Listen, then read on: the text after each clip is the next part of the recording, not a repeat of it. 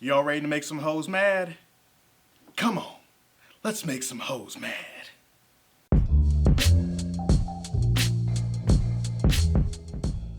Readers, as you already know, more Phase 5 news broke over the course of the weekend in regards to the sequel to Captain Marvel.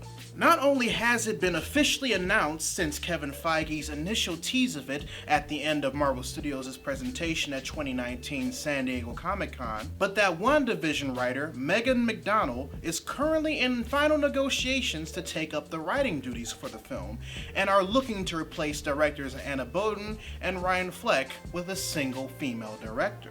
And as someone who enjoyed the first Captain Marvel movie, I personally feel that all of these changes that are being made for the sequel are actually for the better. Because honestly, there were too many writers attached to Captain Marvel.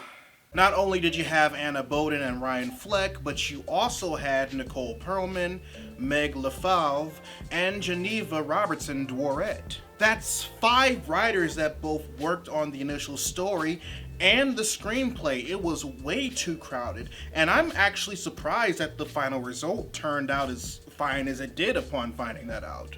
Reining in the amount of writers to one while at the same time having a single director, I feel will help the narrative flow a bit better, without having to worry about a cluster of conflicting voices trying to tell a single story. And that's not to say that Boden and Fleck aren't good writers in their own right. The fact that they still want them around for Disney Plus projects shows that they were impressed with what they brought to the table. But it's obvious that Marvel Studios has a plan with how the Captain Marvel franchise is going to play a factor in the overall story of Phase 5 by transitioning the timeline of the sequel from the 90s to the current day timeline of the MCU. Especially considering that Megan McDonnell is a writer on WandaVision, the same show that'll be introducing the adult version of Monica Rambeau into the MCU. It's pretty clear with that move alone that they want to establish some sort of consistency. As far as the director is concerned, I look at the change in the same way that I looked at Marvel tagging out Joe Johnston and tagging in the Russos for Captain America.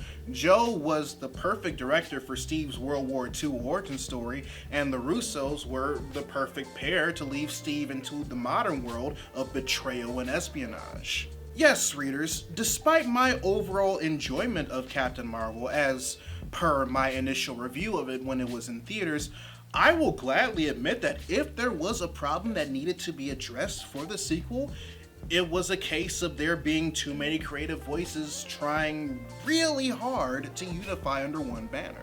Some people thought it was successful in pulling that off, while others disagree and both properly and efficiently stated their case. My fellow friend and YouTuber Laura Crone is actually one of those people, and produced one of the best videos I've seen on the topic that talks about a lot of the things the movie wanted to be.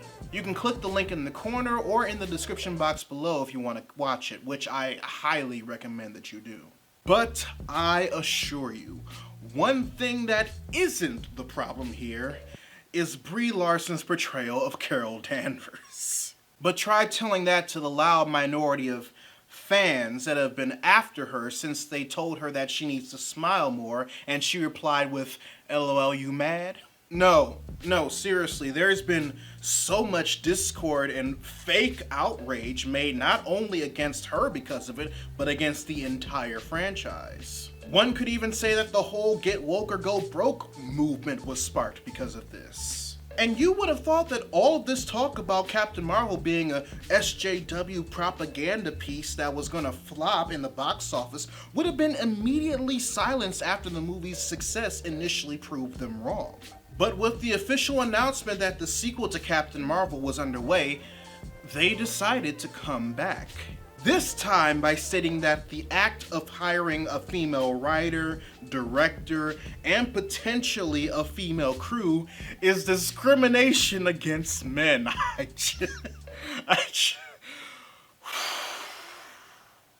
And once again going after Brie Larson herself, who calls for her to be recast in Captain Marvel 2 in the form of a petition that has, as of this recording, almost 29,000 signatures out of 30,000. The kicker here is that they attempted to disguise it by saying the reasoning is in favor of people of color and the LGBT community. Due to Monica Rambeau technically being the first woman in Marvel Comics to hold the Captain Marvel title before Carol. Why do I think this petition is just a disguise for toxic sexists to display their hate of Brie Larson? Well, let's look at the comments on the petition, shall we? Earl O from Georgia says, Brie Larson is a terrible actor in this role. Needs a new take by a new actor who do this character justice and not alienate fans. So, typo aside, that's actually the most common, safe way of stating hate for Brie since the sexism started to display its ugly head, and it usually spirals out of control from there. Just like Brenna B's comment, because she's ugly and we deserve a hotter Captain Marvel. And she's not black. Had to add that last bit to make it seem like they were down for the cause. Here's a ridiculous one from Jada from Texas, saying her performance was, and I quote, less I'm a strong fighter and ready to defend, and more I'm Captain Marvel, I'm better than you sort of entitlement. She also says that Larson, and I quote, is incredibly sexist towards men. I don't think Jada exists, guys.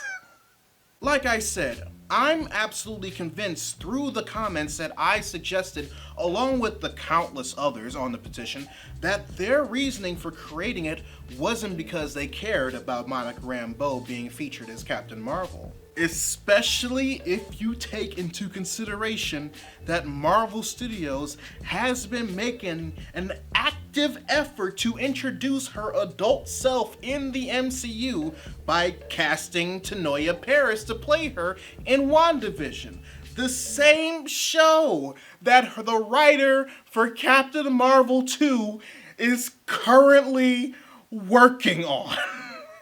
So no.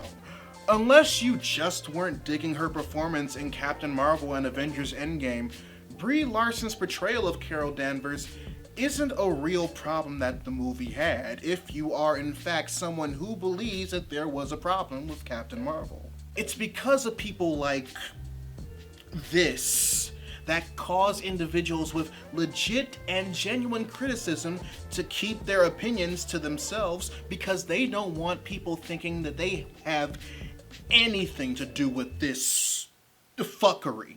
And it's instances like this where it's important to constantly remind ourselves that the voices and the fake outrage sparked by these fans mean less than nothing. As the recognition has proven, as the turnout has proven, and as the box office numbers have proven, their attempts at sowing discord will only fall on the ears of those who willingly enter the echo chamber they created for themselves, while the rest of us go about our lives because we got shit to do. And if you are one of those individuals who have genuine criticism about something that a very small section of the internet has made it impossible for you to share out of fear that you'll be lumped up with said individuals by default, then allow me to be the one to let you know that it is possible to both criticize something if it's coming from a genuine place and condemn those who spew hate and vitriol just for the sake of it. You just gotta be prepared to do the work to show that there's a clear difference between you and them. Think it's impossible? It's not. I've done it. I've seen others do it. Laura Crone's done it in the form of a video essay that she's put her whole ass foot in. Everyone that I know that has legit criticisms about Captain Marvel's narrative has not only succeeded in sharing it with the world, but has done so without being associated with the very loud 1% of toxicity that are leeching off of the things that we enjoy. Hell, if anything, they show through their criticism that what they have to say doesn't make a difference, because while they bring nothing of merit and substance to back up their obviously fake outrage, we do. Not to say that we're better than them, but